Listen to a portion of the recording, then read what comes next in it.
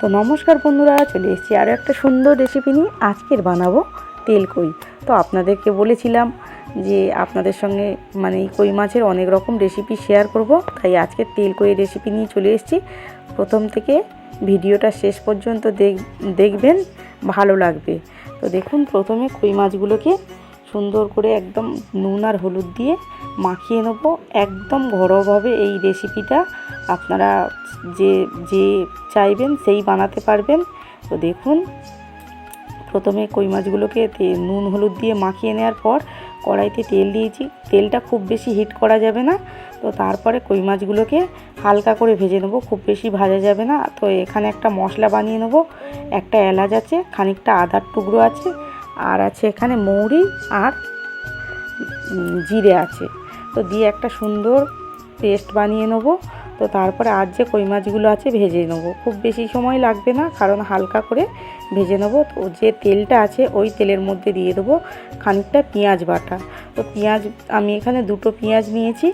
তো নিয়ে ভালো করে আমি পেঁয়াজটাকে একটু কষিয়ে নেব, যতক্ষণ না পেঁয়াজটা ভালো করে কষানো হচ্ছে। ভালো করে নাড়াচাড়া করে নেব। তারপরে এবারে যে পেস্টটা বানিয়েছি ওই পেস্টটাকে এখানে দিয়ে দেবো। দিয়ে আরও কিছুক্ষণ নাড়বো, যতক্ষণ না এই যে গন্ধটা যাচ্ছে মশলার উগ্র গন্ধটা, ততক্ষণ আমি কষিয়ে নেব। তো নেওয়ার পর যখন মশলা থেকে তেল ছাড়তে শুরু করবে, এইবারে একটা দিয়ে দেবো টমেটো পেস্ট করে দেওয়া যায়। তবে পেস্ট করে দিলে কি হয়, টমেটোর গন্ধটা কাঁচা গন্ধটা থেকে যায়। তার জন্য গোটা দেওয়ার চেষ্টা করবেন। দিলে দেখবেন এই যে নাড়তে চাড়তেই এর গন্ধটা চলে যায়। তো দেখুন, এখানে আমি কালারের জন্য কিছুটা হলুদ গুঁড়ো আর স্বাদের জন্য দিয়ে দিচ্ছি পরিমাণ মতো লবণ। আপনারা যে যার পরিমাণ বুঝে দেবেন।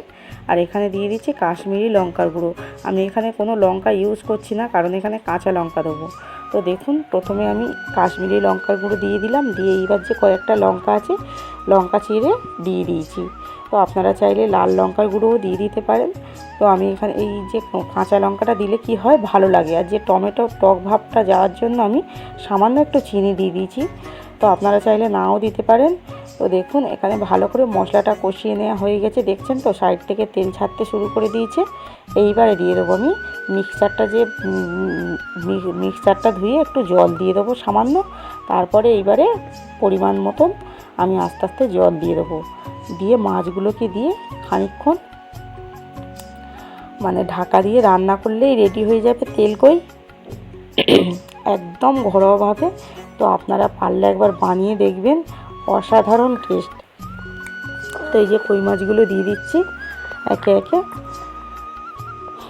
কই মাছগুলো দেওয়ার পর একটু ফুটিয়ে নেবো, যতক্ষণ না এই যে ঝোল গ্রেভি টাইপের আসছে, একটু গ্রেভিটা মোটা হয়ে যাচ্ছে, ততক্ষণ ফুটিয়ে নেবো।